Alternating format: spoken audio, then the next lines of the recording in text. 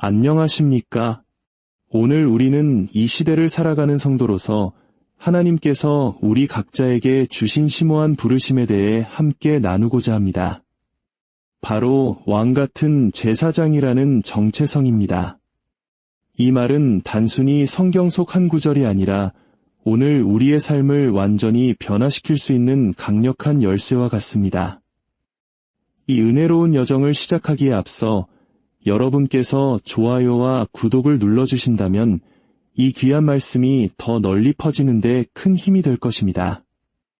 이 말씀을 듣는 모든 분들의 삶에 하나님의 평강이 함께하시기를 기도합니다. 멜기세덱의 반차를 따르는 왕같은 제사장의 책임은 무엇일까요? 레위기와 출애굽기를 보면 하나님께서는 제사장 직분에 대한 계획을 주시며 그들에게 명확한 책임을 부여하셨습니다. 대제사장이 입는 옷, 그리고 그의 아들들인 일반 제사장들이 입는 복장까지도 모두 하나님께서 직접 정해주셨습니다. 그들은 자신이 좋아하는 옷을 마음대로 입을 수 없었습니다. 정해진 복장 규정, 심지어 옷의 색깔까지도 하나님의 지시에 따라야 했습니다. 이는 내 앞에 나아올 때 너희는 이렇게 준비되어야 한다는 하나님의 거룩한 뜻이었습니다. 하나님 앞에 서는 것은 마치 친구와 해변 파티에 가는 것처럼 가볍게 생각할 일이 아닙니다. 오늘날 많은 현대교회에서 하나님에 대한 경외심이 사라지고 있는 것은 안타까운 현실입니다. 우리는 필멸의 인간, 예를 들어 중요한 직장 상사나 사회적 명사를 만날 때 약속 시간을 어기지 않으려 온갖 노력을 다합니다. 정시에 도착하기 위해 서두르지요. 하지만 만왕의 왕이신 하나님을 만나는 예배 시간에는 어떻습니까? 10시에 예배가 시작된다고 해도 사람들은 느긋하게 걸어 들어오며 아직 찬양하고 있네, 괜찮아라고 생각하기도 합니다. 하지만 기억해야 합니다. 우리는 교회에 출석 도장을 찍으러 오는 것이 아닙니다. 목사님께 얼굴을 보이기 위해 오는 것도 아닙니다. 우리는 살아계신 하나님께 우리 자신을 드리기 위해 이 자리에 나오는 것입니다. 그렇다면 우리는 하나님을 기다리게 해서는 안 됩니다. 우리가 먼저 와서 하나님을 기다려야 합니다. 몇 년 전 인도 히말라야 산맥에서 매년 1월에 열리는 청년 캠프에서 있었던 일입니다. 첫 집회는 오전 9시에 시작하기로 되어 있었습니다. 하지만 늘 그렇듯 음향과 영상 기술자들 그리고 찬양팀에게는 정시에 시작하지 않는 영이 있는 것 같았습니다. 기타리스트는 계속해서 기타줄을 튕기며 소리를 조율하고 마이크를 잡은 사람은 전 세계 공통 공식인 하나, 둘, 셋, 넷을 외칩니다. 왜 아무도 5, 6, 7은 하지 않는지 모르겠습니다. 그날도 결국 집회는 9시가 아닌 9시 45분에 시작되었고 저는 몹시 화가 나 모두를 꾸짖었습니다. 그들은 케이블 문제, 장비 문제 등 여러 가지 그럴듯한 변명을 늘어놓았습니다. 첫날은 그렇게 넘어갔습니다. 하지만 둘째 날에도 같은 일이 반복되었습니다. 그리고 며칠 후 제가 첫 세션의 강사로 서는 날이었습니다. 저는 늦게 준비할 그들을 예상하고 일부러 9시 30분에 집회 장소로 들어섰습니다. 이미 청년들은 자리에 모두 앉아 있었습니다. 그런데 설교자들이 앉는 맨 앞줄을 보는 순간 저는 숨을 멈췄습니다. 그곳에 주 예수님께서 앉아 계셨기 때문입니다. 저는 너무 놀라 저도 모르게 여쭈었습니다. 주님, 어찌하여 여기에 계십니까? 사실 제 마음속 의도는 주님, 아직 시작 기도도 하지 않았는데 어찌 이리 일찍 오셨습니까? 라는 뜻이었습니다. 사람들은 보통 주님, 이 자리에 오셔서 우리를 환영해 주십시오라고 기도해야 주님이 오신다고 생각하니까요. 그러나 제 말실수에도 불구하고 주님은 제 마음을 아셨습니다. 그리고 조용히 말씀하셨습니다. 너희가 9시에 예배가 시작된다고 알리지 않았느냐? 그래서 내가 왔노라. 그 말씀은 화살처럼 제 심장에 깊이 박혔습니다. 저는 그 자리에 무릎을 꿇고 회개했습니다. 우리 자녀들이 9시에 모일 것이기에 주님은 정확히 9시에 오셨는데 정작 우리는 늦었던 것입니다. 그날 이후로 20년이 지난 오늘까지 저는 우리 팀에게 항상 말합니다. 단 한 사람이 있더라도, 심지어 아무도 없더라도 우리가 9시에 예배를 알렸다면 정확히 9시에 시작해야 한다고 말입니다.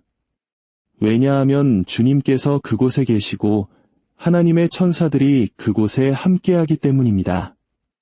이것이 바로 우리가 배워야 할 경유의 영입니다. 하나님을 두려워하는 마음입니다. 우리는 사람을 만나러 오는 것이 아닙니다. 그저 평범한 주일 예배에 참석하러 오는 것이 아닙니다. 우리는 하나님을 만나러 오는 것이며 하나님은 당신의 길을 우리에게 가르치기 위해 기다리고 계십니다.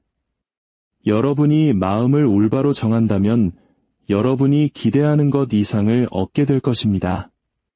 굳이 앞으로 나와 안수 기도를 받지 않아도 여러분이 앉아있는 그 자리에서 주님께서 당신을 만지실 것입니다. 멜기세덱의 반차를 따르는 왕 같은 제사장의 첫 번째 책임은 살아계신 하나님을 섬기는 것입니다. 히브리서 9장 14절은 그리스도의 피가 우리의 양심을 죽은 행실에서 깨끗하게 하여 살아계신 하나님을 섬기게 한다고 말씀합니다. 이것이 우리의 첫 번째 부르심이자 가장 중요한 의무입니다. 사람을 섬기는 것은 두 번째입니다. 먼저 하나님을 섬겨야 합니다. 왕 같은 제사장은 단순히 제사를 드리는 역할을 넘어섭니다. 왕의 책임은 하나님의 거룩한 성전에 들어와 그분 앞에 앉아 기다리며 그분이 무엇을 말씀하시는지 듣고 그분의 심판과 길에 대해 묻는 것입니다. 그리고 그렇게 배운 하나님의 길과 유로운 판단을 다른 사람들에게 가르치는 것입니다. 우리는 우리 눈에 보이는 대로, 귀에 들리는 대로 판단해서는 안 됩니다. 1950년대에 케네스 해긴이라는 위대한 하나님의 사람이 한 교회에서 사역하고 있었습니다. 그 교회에는 기도의 용사로 알려진 5명의 할머니 성도님이 계셨습니다. 그분들은 교회의 기둥과도 같았고 종종 예언의 은사로 쓰임받았습니다. 그런데 어느 부흥 집회 날 하나님의 놀라운 영광이 교회에 임했고 맨 뒷자리에 앉아있던 한 새신자가 일어나 강력한 예언의 말씀을 선포했습니다. 목사님과 핵인 형제 모두 그것이 참된 하나님의 말씀임을 분별했습니다. 하지만 이상하게도 VIP석에 앉아있던 5명의 할머니들은 아무런 움직임이 없었습니다. 집회가 끝난 후 핵인 형제는 차를 몰아 호텔로 돌아가던 중 낮에 예언했던 그 젊은이를 길에서 보게 되었습니다. 그런데 그 젊은이는 매춘부들이 즐비한 거리로 들어서는 것이었습니다. 핵인 형제는 큰 충격에 빠졌습니다. 어떻게 강력한 예언을 한 사람이 몇 시간 뒤에 저런 곳으로 갈 수 있단 말인가? 그는 그 생각에 잠을 이룰 수 없었습니다. 결국 그는 침대에서 일어나 무릎을 꿇고 기도했습니다. 주님, 답을 주십시오. 어떻게 저런 사람을 사용하실 수 있습니까? 그때 주님께서 그에게 오셔서 물으셨습니다. 내가 본 것이 전부라고 생각하느냐? 주님은 핵인이 보지 못한 뒷이야기를 들려주셨습니다. 내 아들은 과거에 여자를 밝히는 사람이었고 매일같이 그 거리를 드나들었다. 그가 내게 삶을 들인 후 모든 것을 끊었지만 때때로 옛 습관의 유혹에 넘어진다. 그날도 그는 자신도 모르게 그 거리로 걸어 들어갔다. 그러나 자신이 어디에 있는지 깨달았을 때 그는 그 자리에 멈춰서서 무릎을 꿇고 내게 힘을 달라고 부르짖었다. 내 눈은 그것을 보지 못했다. 나는 그에게 이길 힘을 주었고 그는 돌이켜 자기 집으로 돌아갔다. 너는 그의 일부만 보고 너무 빨리 그를 판단했다. 그리고 주님은 덧붙이셨습니다. 내가 존경하는 저 할머니들에 대해서도 말해주겠다. 그들은 지난 30년 동안 내가 그들에게 하라고 한 일에 불순종하며 살아왔다. 그것이 내 영이 그들에게 임하지 않고 저 젊은이에게 임한 이유야. 보십시오. 사람이 보는 것과 하나님께서 보시는 것은 이처럼 다릅니다. 참된 제사장은 하나님의 성전에서 그분께 묻고 유롭게 판단합니다. 이것이 멜기세덱 제사장이 가져야 할 태도입니다. 그렇다면 어떻게 이 왕 같은 제사장의 반열에 들어갈 수 있을까요? 창세기에서 아브라함은 5왕과의 전쟁에서 승리한 후에 멜기세덱을 만나 축복을 받습니다. 이 5왕은 반역, 완고함, 교만, 거만함을 상징합니다. 아브라함이 이들을 물리쳤을 때, 즉 자기 안의 교만과 완고함을 꺾었을 때 그는 멜기세덱의 축복을 받을 자격을 갖추게 된 것입니다. 이는 우리에게 가장 먼저 자기 자신을 다스려야 함을 가르쳐줍니다. 우리 안에 있는 자아는 사탄보다 더 무서운 적입니다. 사탄은 이미 정해진 적이지만 구원받은 우리 안의 자아는 여전히 살아있기 때문입니다. 삼손은 성령의 능력을 크게 받았지만 육체의 정욕이라는 약점을 다스리지 못해 거듭 넘어졌고 결국 모든 것을 잃었습니다. 사울 왕도 유다도 마찬가지였습니다. 우리는 자기 안의 교만, 정욕, 완고함이라는 왕들을 죽여야 합니다. 어떻게 이 자아를 이길 수 있을까요? 유일한 길은 주 예수 그리스도의 십자가 죽음을 묵상하고 그 죽음을 내 삶의 약한 영역에 적용하는 것입니다. 우리가 그리스도와 함께 죽을 때 비로소 부활의 생명이 우리 안에서 역사하며 우리는 왕으로 다스리기 시작할 것입니다. 이것은 양파 껍질을 벗기듯 내 안의 자아가 완전히 사라질 때까지 계속되어야 하는 과정입니다. 왕 같은 제사장의 두 번째 책임은 하나님의 이름을 부르는 것입니다. 이것은 단순히 그분의 칭호를 나열하는 것이 아니라 하나님의 이름에 대한 계시를 받는 것을 의미합니다. 요한계시록에는 이기는 자에게 새 이름을 기록한 흰 돌을 주신다고 약속하셨는데 그 돌에는 우리의 새 이름, 하나님의 이름, 그리고 새 예루살렘의 이름이 기록되어 있습니다. 가장 중요한 것은 하나님의 이름을 아는 것입니다. 스가랴 3장 9절은 하나님께서 마지막 때에 백성들에게 순결한 입술을 회복시켜 그들이 다 여호와의 이름을 부르며 한마음으로 그를 섬기게 하실 것이라고 예언합니다. 여기서 순결한 입술, 순결한 언어란 무엇일까요? 그것은 바로 하늘의 언어입니다. 한 노련한 성자를 만났을 때 그분이 제게 물었습니다. 하나님께서 당신에게 말씀하십니까? 네, 어떤 언어로 말씀하십니까? 때로는 영어로, 때로는 타밀어로 하십니다. 그러자 그분은 크게 웃으시며 말했습니다. 하나님은 어떤 인간의 언어로도 말씀하시지 않습니다. 그분은 그분의 언어로 말씀하시고 성령께서 우리가 이해할 수 있는 언어로 통역해 주시는 것입니다. 마지막 때의 멜기세덱 제사장들은 이 하늘의 언어를 배우게 될 것입니다.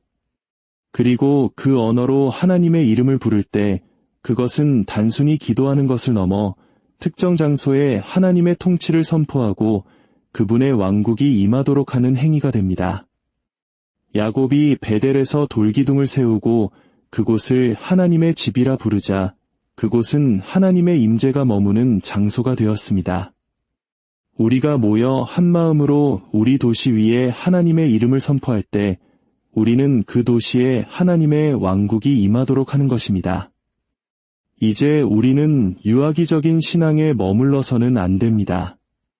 성막의 바깥들에서 죄를 회개하고 찬양하는 수준을 넘어 성소로 들어가 성령의 깊은 계시를 받고 마침내 지성소로 들어가야 합니다. 지성소는 하나님의 보좌가 있는 곳, 언약궤가 있는 곳입니다. 그곳에서 우리는 모든 인간적인 활동을 멈추고 아담이 범죄하기 전처럼 하나님 앞에서 벌거벗은 마음, 즉 아무것도 숨기지 않는 마음으로 서게 됩니다. 그때 우리는 하나님의 영광을 보고 다른 사람을 통하지 않고 그분의 음성을 직접 듣게 됩니다.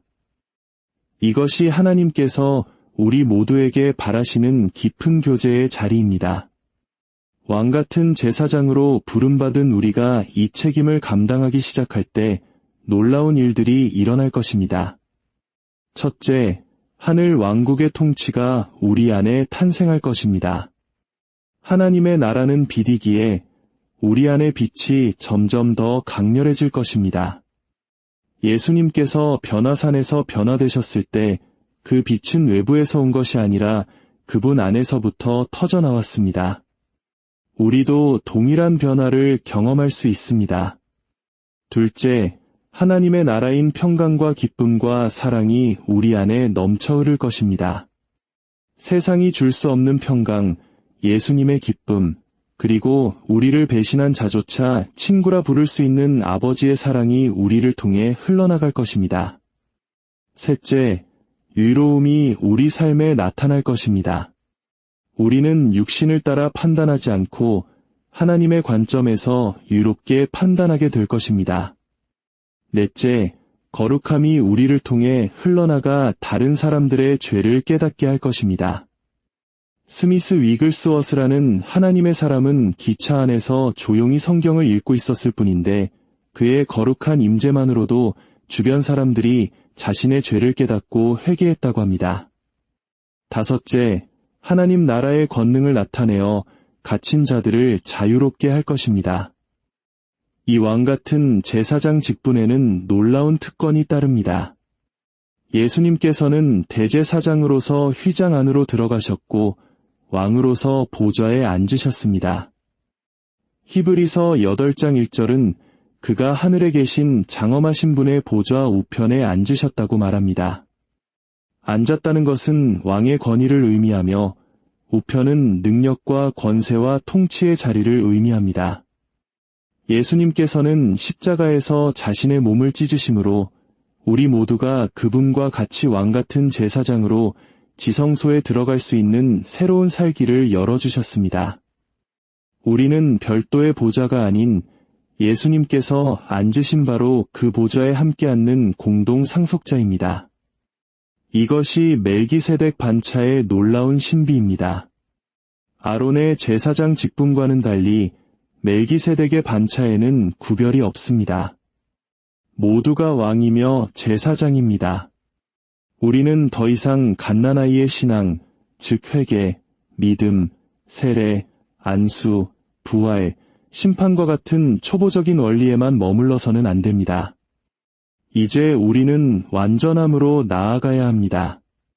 믿음으로 담대히 하나님의 보좌 앞에 나아가는 것입니다. 언약궤가 하나님의 심판의 보좌이자 동시에 은혜의 보좌인 것처럼 우리는 예수 그리스도의 피를 의지하여 그 두려운 심판의 자리가 우리에게는 은혜의 자리가 되었음을 믿고 나아가야 합니다. 그 보좌 앞에 설 때 우리는 우리가 기도하는 문제에 대해 하늘의 관점을 보게 될 것입니다. 미가야 선지자가 하늘 회의를 보고 아합 왕의 패배를 예언했던 것처럼 우리도 이 땅의 눈으로 볼 수 없는 진실을 보게 될 것입니다. 저 또한 사역지에서 갑자기 죽은 한 젊은이를 위해 기도했을 때 하나님께서는 하늘에서 그가 사실은 사탄이 심어놓은 파괴자였으며 하나님의 심판을 받았다는 사실을 보여주셨습니다. 이처럼 우리는 보좌 앞에서 진정한 분별력을 얻게 됩니다. 사랑하는 성도 여러분, 더 이상 성막 바깥들에서 물놀이하며 머뭇거릴 시간이 없습니다. 유아기적 신앙을 벗어나 성소로, 그리고 마침내 지성소로 나아가십시오. 그곳에서 주님은 우리를 기다리고 계십니다. 오늘 이 말씀을 들으신 모든 분들이 자신의 삶 속에서 왕같은 제사장이라는 위대한 부르심을 발견하시기를 축복합니다. 여러분 안에 계신 그리스도와 함께 세상을 다스리고 하나님의 영광을 드러내는 복된 삶을 사시기를 주님의 이름으로 간절히 기도합니다. 하나님의 풍성한 은혜와 평강이 여러분과 늘 함께 하시기를 바랍니다. 안녕하십니까? 오늘 우리는 이 시대를 살아가는 성도로서 하나님께서 우리 각자에게 주신 심오한 부르심에 대해 함께 나누고자 합니다. 바로 왕같은 제사장이라는 정체성입니다. 이 말은 단순히 성경 속 한 구절이 아니라 오늘 우리의 삶을 완전히 변화시킬 수 있는 강력한 열쇠와 같습니다. 이 은혜로운 여정을 시작하기에 앞서 여러분께서 좋아요와 구독을 눌러주신다면 이 귀한 말씀이 더 널리 퍼지는 데 큰 힘이 될 것입니다. 이 말씀을 듣는 모든 분들의 삶에 하나님의 평강이 함께 하시기를 기도합니다. 멜기세덱의 반차를 따르는 왕같은 제사장의 책임은 무엇일까요? 레위기와 출애굽기를 보면 하나님께서는 제사장 직분에 대한 계획을 주시며 그들에게 명확한 책임을 부여하셨습니다. 대제사장이 입는 옷, 그리고 그의 아들들인 일반 제사장들이 입는 복장까지도 모두 하나님께서 직접 정해주셨습니다. 그들은 자신이 좋아하는 옷을 마음대로 입을 수 없었습니다. 정해진 복장 규정, 심지어 옷의 색깔까지도 하나님의 지시에 따라야 했습니다. 이는 내 앞에 나아올 때 너희는 이렇게 준비되어야 한다는 하나님의 거룩한 뜻이었습니다. 하나님 앞에 서는 것은 마치 친구와 해변 파티에 가는 것처럼 가볍게 생각할 일이 아닙니다. 오늘날 많은 현대교회에서 하나님에 대한 경외심이 사라지고 있는 것은 안타까운 현실입니다. 우리는 필멸의 인간, 예를 들어 중요한 직장 상사나 사회적 명사를 만날 때 약속 시간을 어기지 않으려 온갖 노력을 다합니다. 정시에 도착하기 위해 서두르지요. 하지만 만왕의 왕이신 하나님을 만나는 예배 시간에는 어떻습니까? 10시에 예배가 시작된다고 해도 사람들은 느긋하게 걸어 들어오며 아직 찬양하고 있네, 괜찮아라고 생각하기도 합니다. 하지만 기억해야 합니다. 우리는 교회에 출석 도장을 찍으러 오는 것이 아닙니다. 목사님께 얼굴을 보이기 위해 오는 것도 아닙니다. 우리는 살아계신 하나님께 우리 자신을 드리기 위해 이 자리에 나오는 것입니다. 그렇다면 우리는 하나님을 기다리게 해서는 안 됩니다. 우리가 먼저 와서 하나님을 기다려야 합니다. 몇 년 전 인도 히말라야 산맥에서 매년 1월에 열리는 청년 캠프에서 있었던 일입니다. 첫 집회는 오전 9시에 시작하기로 되어 있었습니다. 하지만 늘 그렇듯 음향과 영상 기술자들, 그리고 찬양팀에게는 정시에 시작하지 않는 영이 있는 것 같았습니다. 기타리스트는 계속해서 기타줄을 튕기며 소리를 조율하고 마이크를 잡은 사람은 전 세계 공통 공식인 하나, 둘, 셋, 넷을 외칩니다. 왜 아무도 5, 6, 7은 하지 않는지 모르겠습니다. 그날도 결국 집회는 9시가 아닌 9시 45분에 시작되었고 저는 몹시 화가 나 모두를 꾸짖었습니다. 그들은 케이블 문제, 장비 문제 등 여러 가지 그럴듯한 변명을 늘어놓았습니다. 첫날은 그렇게 넘어갔습니다. 하지만 둘째 날에도 같은 일이 반복되었습니다. 그리고 며칠 후 제가 첫 세션의 강사로 서는 날이었습니다. 저는 늦게 준비할 그들을 예상하고 일부러 9시 30분에 집회 장소로 들어섰습니다. 이미 청년들은 자리에 모두 앉아 있었습니다. 그런데 설교자들이 앉는 맨 앞줄을 보는 순간 저는 숨을 멈췄습니다. 그곳에 주 예수님께서 앉아 계셨기 때문입니다. 저는 너무 놀라 저도 모르게 여쭈었습니다. 주님, 어찌하여 여기에 계십니까? 사실 제 마음속 의도는 주님, 아직 시작 기도도 하지 않았는데 어찌 이리 일찍 오셨습니까? 라는 뜻이었습니다. 사람들은 보통 주님, 이 자리에 오셔서 우리를 환영해 주십시오라고 기도해야 주님이 오신다고 생각하니까요. 그러나 제 말실수에도 불구하고 주님은 제 마음을 아셨습니다. 그리고 조용히 말씀하셨습니다. 너희가 9시에 예배가 시작된다고 알리지 않았느냐? 그래서 내가 왔노라. 그 말씀은 화살처럼 제 심장에 깊이 박혔습니다. 저는 그 자리에 무릎을 꿇고 회개했습니다. 우리 자녀들이 9시에 모일 것이기에 주님은 정확히 9시에 오셨는데 정작 우리는 늦었던 것입니다. 그날 이후로 20년이 지난 오늘까지 저는 우리 팀에게 항상 말합니다. 단 한 사람이 있더라도, 심지어 아무도 없더라도 우리가 9시에 예배를 알렸다면 정확히 9시에 시작해야 한다고 말입니다. 왜냐하면 주님께서 그곳에 계시고 하나님의 천사들이 그곳에 함께하기 때문입니다. 이것이 바로 우리가 배워야 할 경유의 영입니다. 하나님을 두려워하는 마음입니다. 우리는 사람을 만나러 오는 것이 아닙니다. 그저 평범한 주일 예배에 참석하러 오는 것이 아닙니다.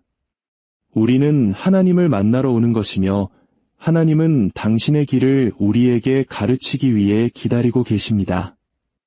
여러분이 마음을 올바로 정한다면 여러분이 기대하는 것 이상을 얻게 될 것입니다. 굳이 앞으로 나와 안수 기도를 받지 않아도 여러분이 앉아있는 그 자리에서 주님께서 당신을 만지실 것입니다. 멜기세덱의 반차를 따르는 왕 같은 제사장의 첫 번째 책임은 살아계신 하나님을 섬기는 것입니다. 히브리서 9장 14절은 그리스도의 피가 우리의 양심을 죽은 행실에서 깨끗하게 하여 살아계신 하나님을 섬기게 한다고 말씀합니다. 이것이 우리의 첫 번째 부르심이자 가장 중요한 의무입니다. 사람을 섬기는 것은 두 번째입니다. 먼저 하나님을 섬겨야 합니다. 왕 같은 제사장은 단순히 제사를 드리는 역할을 넘어섭니다. 왕의 책임은 하나님의 거룩한 성전에 들어와 그분 앞에 앉아 기다리며 그분이 무엇을 말씀하시는지 듣고 그분의 심판과 길에 대해 묻는 것입니다. 그리고 그렇게 배운 하나님의 길과 유로운 판단을 다른 사람들에게 가르치는 것입니다. 우리는 우리 눈에 보이는 대로, 귀에 들리는 대로 판단해서는 안 됩니다.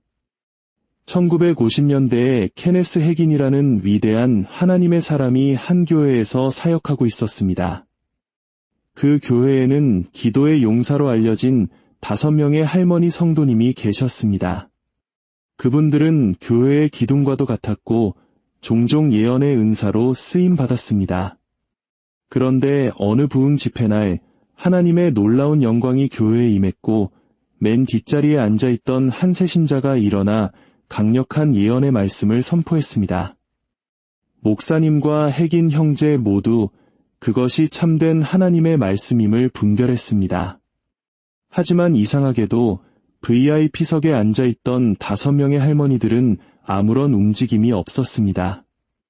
집회가 끝난 후 핵인 형제는 차를 몰아 호텔로 돌아가던 중 낮에 예언했던 그 젊은이를 길에서 보게 되었습니다. 그런데 그 젊은이는 매춘부들이 즐비한 거리로 들어서는 것이었습니다. 핵인 형제는 큰 충격에 빠졌습니다. 어떻게 강력한 예언을 한 사람이 몇 시간 뒤에 저런 곳으로 갈 수 있단 말인가? 그는 그 생각에 잠을 이룰 수 없었습니다. 결국 그는 침대에서 일어나 무릎을 꿇고 기도했습니다. 주님, 답을 주십시오. 어떻게 저런 사람을 사용하실 수 있습니까? 그때 주님께서 그에게 오셔서 물으셨습니다. 내가 본 것이 전부라고 생각하느냐? 주님은 핵인이 보지 못한 뒷이야기를 들려주셨습니다. 내 아들은 과거에 여자를 밝히는 사람이었고 매일같이 그 거리를 드나들었다. 그가 내게 삶을 들인 후 모든 것을 끊었지만 때때로 옛 습관의 유혹에 넘어진다. 그날도 그는 자신도 모르게 그 거리로 걸어 들어갔다. 그러나 자신이 어디에 있는지 깨달았을 때 그는 그 자리에 멈춰서서 무릎을 꿇고 내게 힘을 달라고 부르짖었다. 내 눈은 그것을 보지 못했다. 나는 그에게 이길 힘을 주었고 그는 돌이켜 자기 집으로 돌아갔다. 너는 그의 일부만 보고 너무 빨리 그를 판단했다. 그리고 주님은 덧붙이셨습니다. 내가 존경하는 저 할머니들에 대해서도 말해주겠다. 그들은 지난 30년 동안 내가 그들에게 하라고 한 일에 불순종하며 살아왔다. 그것이 내 영이 그들에게 임하지 않고 저 젊은이에게 임한 이유야. 보십시오. 사람이 보는 것과 하나님께서 보시는 것은 이처럼 다릅니다. 참된 제사장은 하나님의 성전에서 그분께 묻고 유롭게 판단합니다. 이것이 멜기세덱 제사장이 가져야 할 태도입니다. 그렇다면 어떻게 이 왕 같은 제사장의 반열에 들어갈 수 있을까요? 창세기에서 아브라함은 5왕과의 전쟁에서 승리한 후에 멜기세덱을 만나 축복을 받습니다. 이 5왕은 반역, 완고함, 교만, 거만함을 상징합니다. 아브라함이 이들을 물리쳤을 때, 즉 자기 안의 교만과 완고함을 꺾었을 때 그는 멜기세덱의 축복을 받을 자격을 갖추게 된 것입니다. 이는 우리에게 가장 먼저 자기 자신을 다스려야 함을 가르쳐 줍니다. 우리 안에 있는 자아는 사탄보다 더 무서운 적입니다. 사탄은 이미 정해진 적이지만 구원받은 우리 안의 자아는 여전히 살아있기 때문입니다. 삼손은 성령의 능력을 크게 받았지만 육체의 정욕이라는 약점을 다스리지 못해 거듭 넘어졌고 결국 모든 것을 잃었습니다. 사울 왕도 유다도 마찬가지였습니다. 우리는 자기 안의 교만, 정욕, 완고함이라는 왕들을 죽여야 합니다. 어떻게 이 자아를 이길 수 있을까요? 유일한 길은 주 예수 그리스도의 십자가 죽음을 묵상하고 그 죽음을 내 삶의 약한 영역에 적용하는 것입니다. 우리가 그리스도와 함께 죽을 때 비로소 부활의 생명이 우리 안에서 역사하며 우리는 왕으로 다스리기 시작할 것입니다. 이것은 양파 껍질을 벗기듯 내 안의 자아가 완전히 사라질 때까지 계속되어야 하는 과정입니다. 왕 같은 제사장의 두 번째 책임은 하나님의 이름을 부르는 것입니다. 이것은 단순히 그분의 칭호를 나열하는 것이 아니라 하나님의 이름에 대한 계시를 받는 것을 의미합니다. 요한계시록에는 이기는 자에게 새 이름을 기록한 흰 돌을 주신다고 약속하셨는데 그 돌에는 우리의 새 이름, 하나님의 이름, 그리고 새 예루살렘의 이름이 기록되어 있습니다. 가장 중요한 것은 하나님의 이름을 아는 것입니다.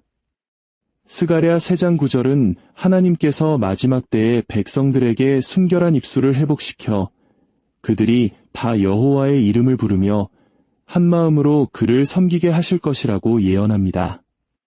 여기서 순결한 입술, 순결한 언어란 무엇일까요? 그것은 바로 하늘의 언어입니다.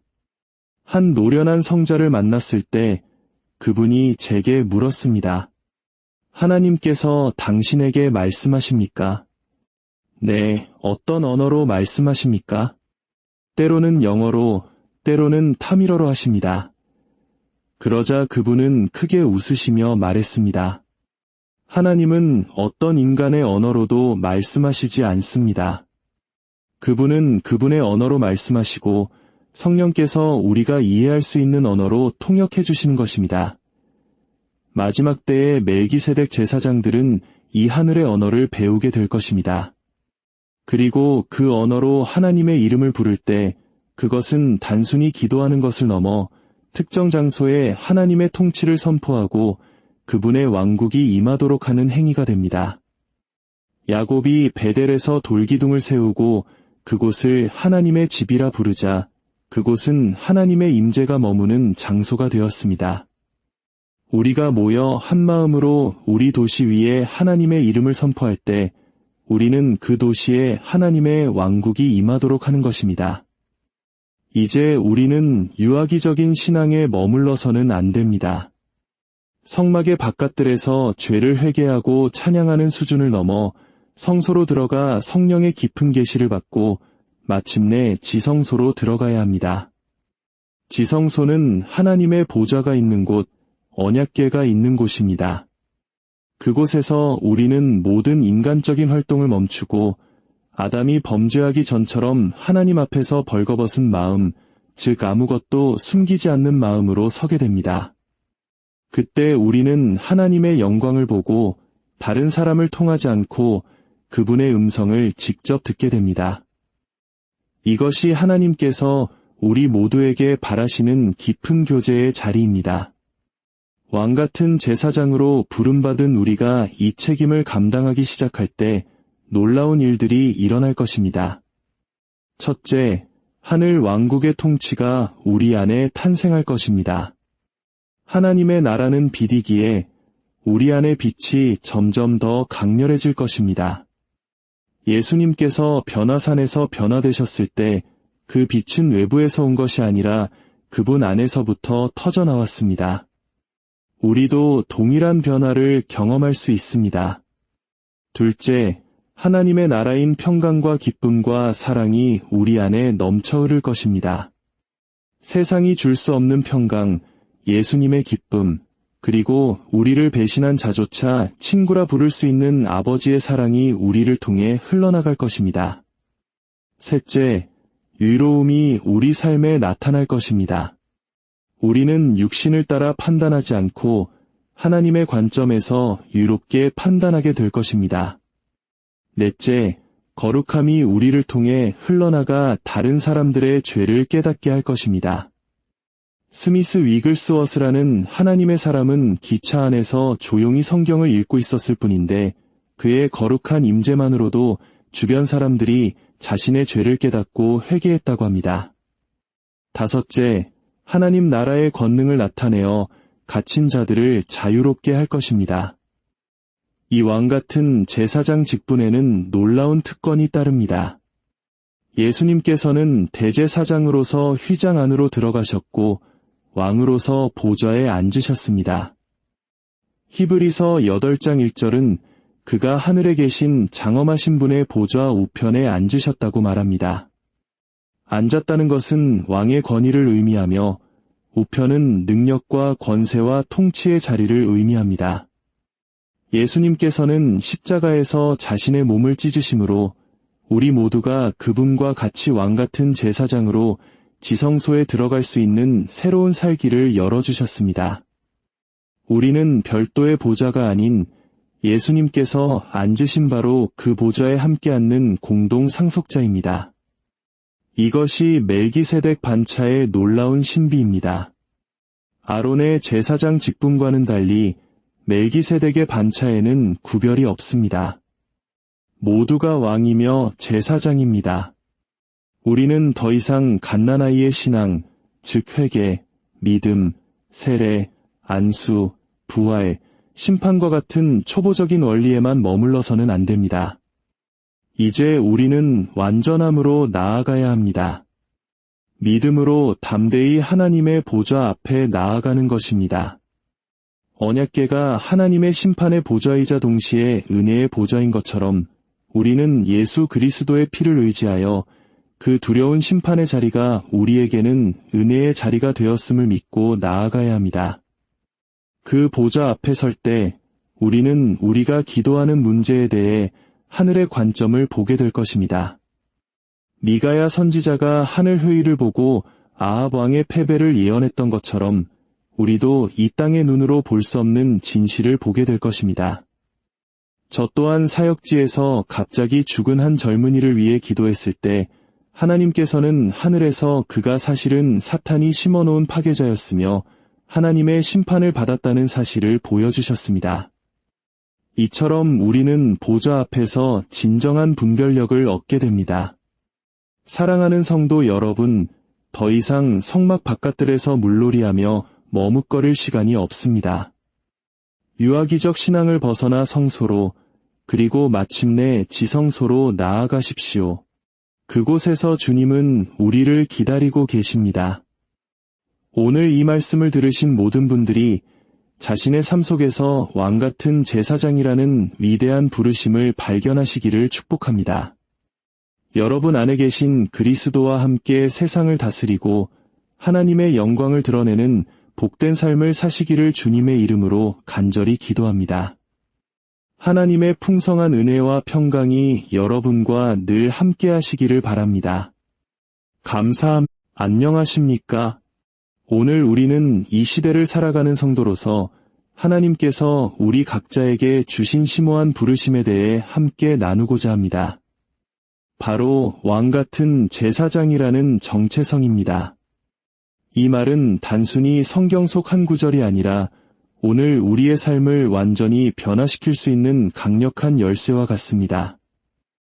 이 은혜로운 여정을 시작하기에 앞서 여러분께서 좋아요와 구독을 눌러주신다면 이 귀한 말씀이 더 널리 퍼지는데 큰 힘이 될 것입니다.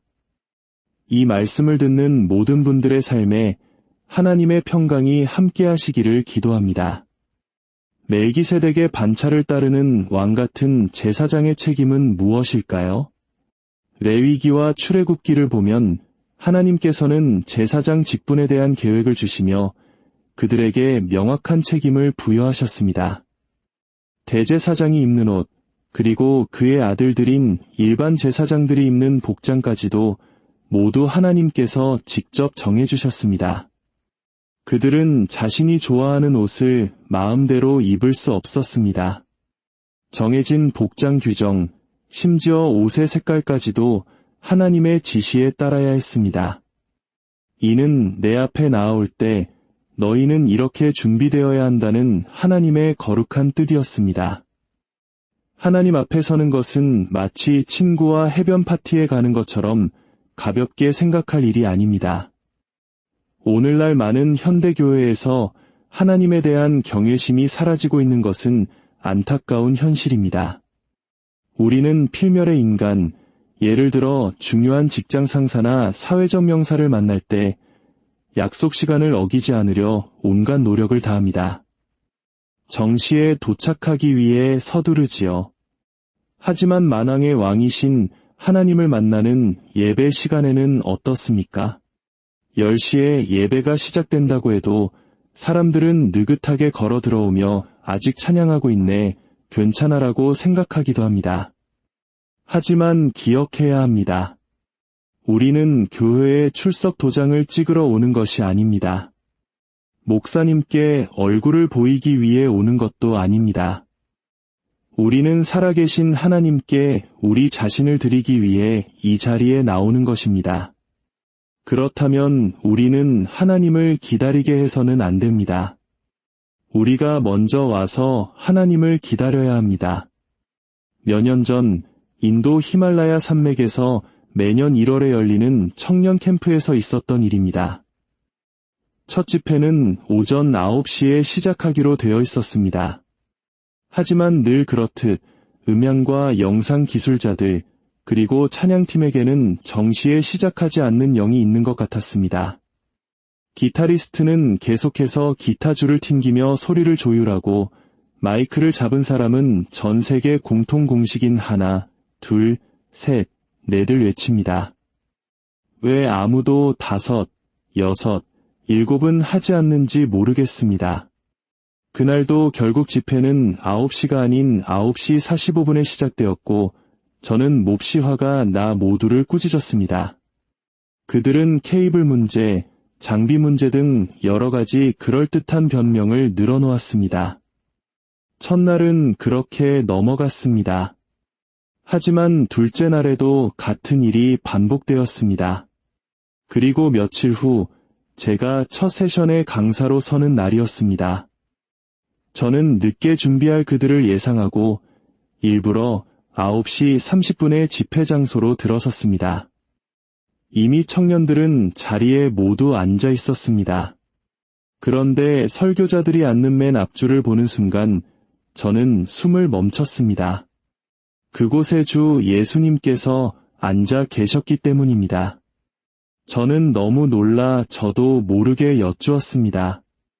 주님, 어찌하여 여기에 계십니까?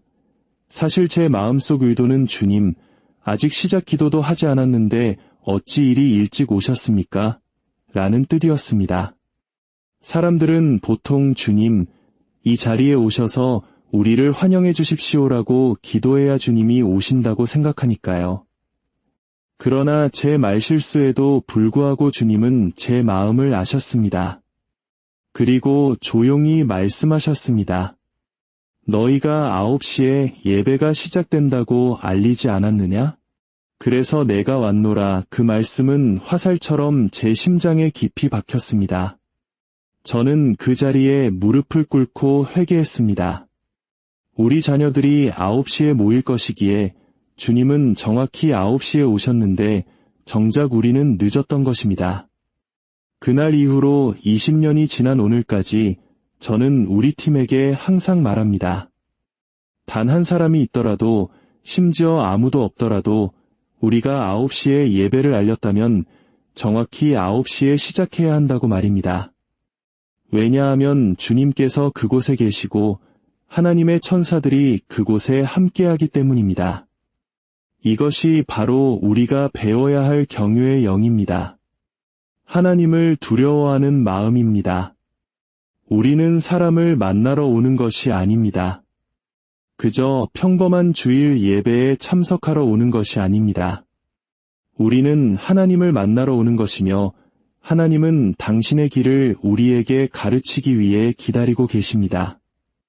여러분이 마음을 올바로 정한다면 여러분이 기대하는 것 이상을 얻게 될 것입니다.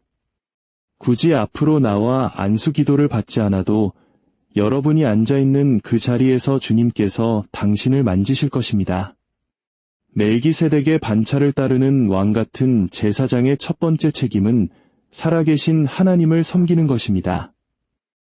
히브리서 9장 14절은 그리스도의 피가 우리의 양심을 죽은 행실에서 깨끗하게 하여 살아계신 하나님을 섬기게 한다고 말씀합니다.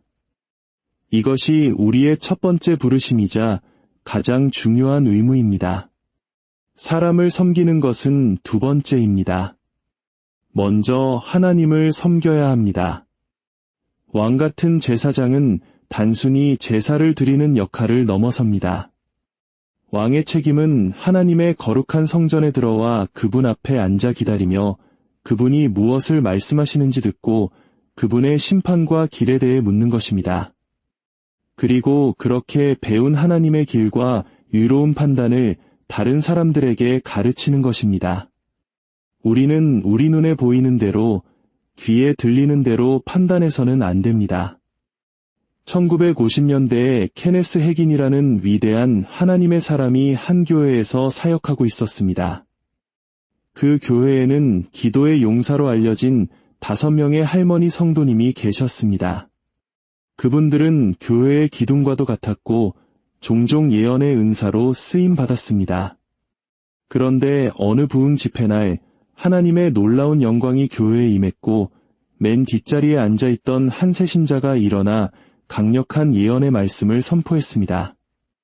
목사님과 핵인 형제 모두 그것이 참된 하나님의 말씀임을 분별했습니다. 하지만 이상하게도 VIP석에 앉아있던 5명의 할머니들은 아무런 움직임이 없었습니다. 집회가 끝난 후 핵인 형제는 차를 몰아 호텔로 돌아가던 중 낮에 예언했던 그 젊은이를 길에서 보게 되었습니다. 그런데 그 젊은이는 매춘부들이 즐비한 거리로 들어서는 것이었습니다. 핵인 형제는 큰 충격에 빠졌습니다. 어떻게 강력한 예언을 한 사람이 몇 시간 뒤에 저런 곳으로 갈 수 있단 말인가? 그는 그 생각에 잠을 이룰 수 없었습니다. 결국 그는 침대에서 일어나 무릎을 꿇고 기도했습니다. 주님, 답을 주십시오. 어떻게 저런 사람을 사용하실 수 있습니까? 그때 주님께서 그에게 오셔서 물으셨습니다. 내가 본 것이 전부라고 생각하느냐? 주님은 핵인이 보지 못한 뒷이야기를 들려주셨습니다.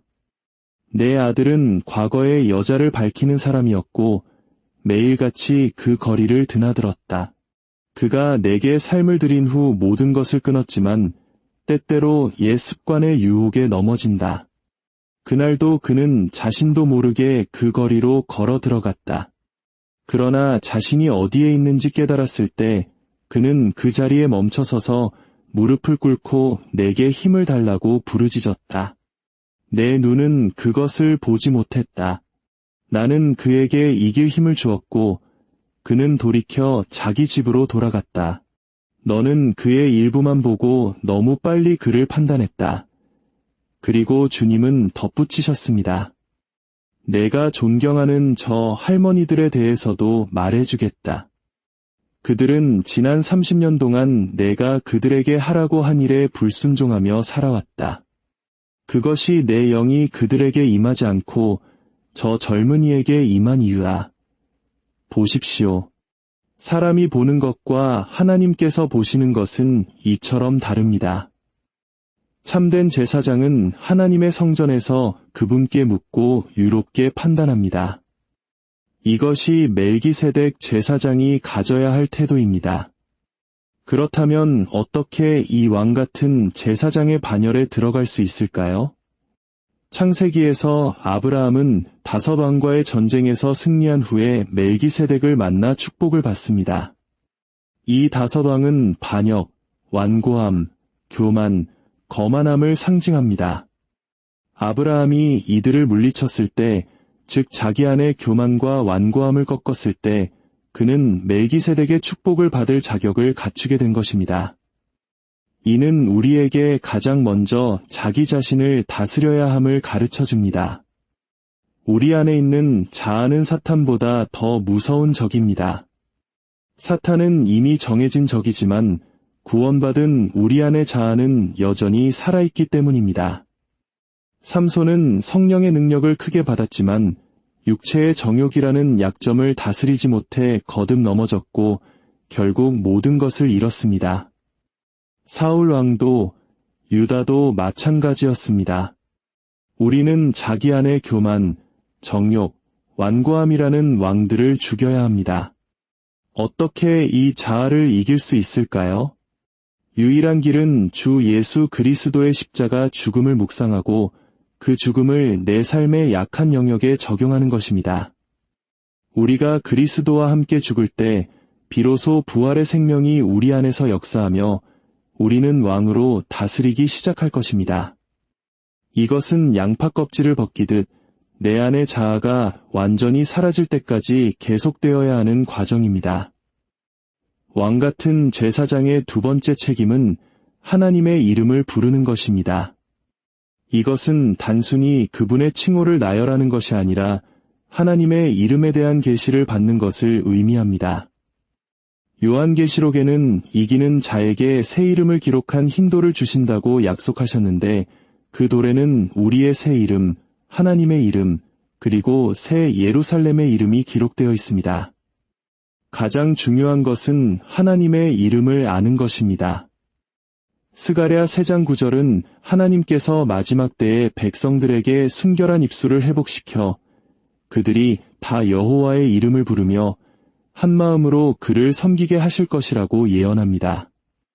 여기서 순결한 입술, 순결한 언어란 무엇일까요? 그것은 바로 하늘의 언어입니다. 한 노련한 성자를 만났을 때 그분이 제게 물었습니다. 하나님께서 당신에게 말씀하십니까? 네, 어떤 언어로 말씀하십니까? 때로는 영어로, 때로는 타밀어로 하십니다. 그러자 그분은 크게 웃으시며 말했습니다. 하나님은 어떤 인간의 언어로도 말씀하시지 않습니다.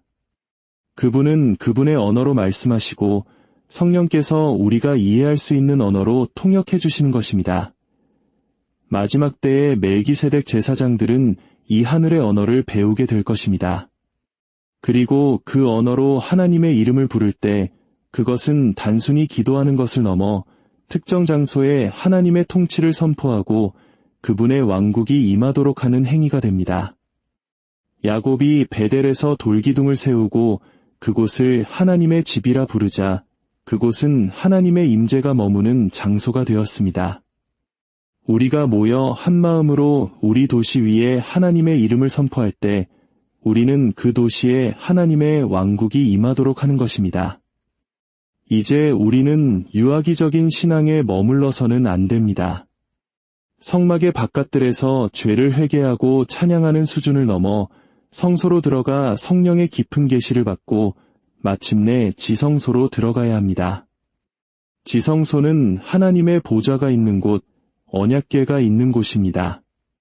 그곳에서 우리는 모든 인간적인 활동을 멈추고 아담이 범죄하기 전처럼 하나님 앞에서 벌거벗은 마음, 즉 아무것도 숨기지 않는 마음으로 서게 됩니다. 그때 우리는 하나님의 영광을 보고 다른 사람을 통하지 않고 그분의 음성을 직접 듣게 됩니다. 이것이 하나님께서 우리 모두에게 바라시는 깊은 교제의 자리입니다.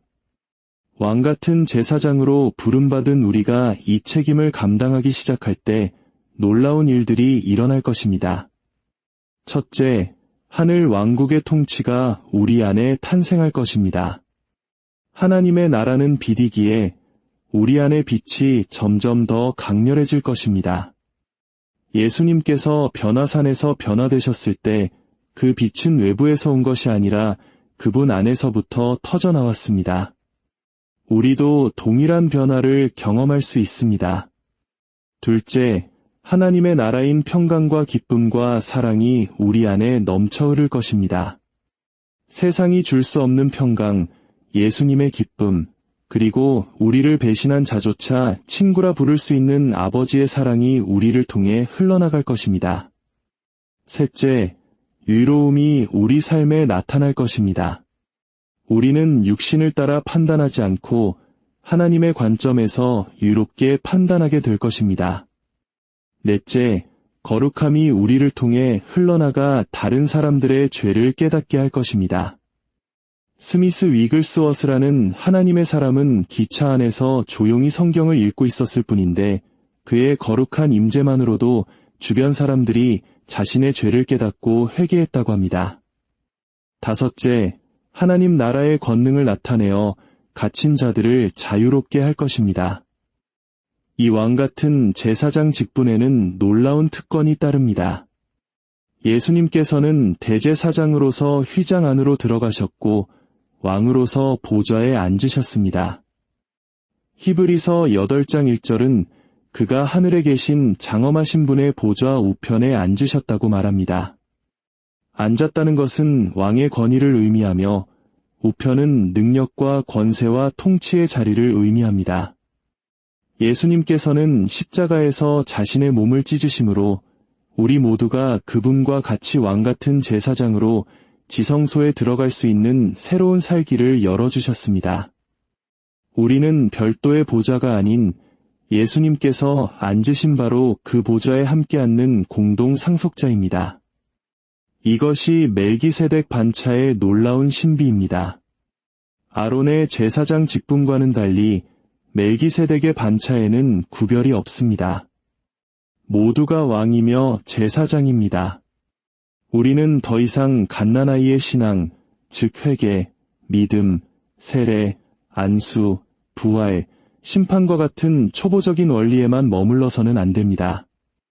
이제 우리는 완전함으로 나아가야 합니다. 믿음으로 담대히 하나님의 보좌 앞에 나아가는 것입니다. 언약궤가 하나님의 심판의 보좌이자 동시에 은혜의 보좌인 것처럼 우리는 예수 그리스도의 피를 의지하여 그 두려운 심판의 자리가 우리에게는 은혜의 자리가 되었음을 믿고 나아가야 합니다. 그 보좌 앞에 설 때 우리는 우리가 기도하는 문제에 대해 하늘의 관점을 보게 될 것입니다. 미가야 선지자가 하늘 회의를 보고 아합 왕의 패배를 예언했던 것처럼 우리도 이 땅의 눈으로 볼 수 없는 진실을 보게 될 것입니다. 저 또한 사역지에서 갑자기 죽은 한 젊은이를 위해 기도했을 때 하나님께서는 하늘에서 그가 사실은 사탄이 심어놓은 파괴자였으며 하나님의 심판을 받았다는 사실을 보여주셨습니다. 이처럼 우리는 보좌 앞에서 진정한 분별력을 얻게 됩니다. 사랑하는 성도 여러분, 더 이상 성막 바깥들에서 물놀이하며 머뭇거릴 시간이 없습니다. 유아기적 신앙을 벗어나 성소로, 그리고 마침내 지성소로 나아가십시오. 그곳에서 주님은 우리를 기다리고 계십니다. 오늘 이 말씀을 들으신 모든 분들이 자신의 삶 속에서 왕 같은 제사장이라는 위대한 부르심을 발견하시기를 축복합니다. 여러분 안에 계신 그리스도와 함께 세상을 다스리고 하나님의 영광을 드러내는 복된 삶을 사시기를 주님의 이름으로 간절히 기도합니다.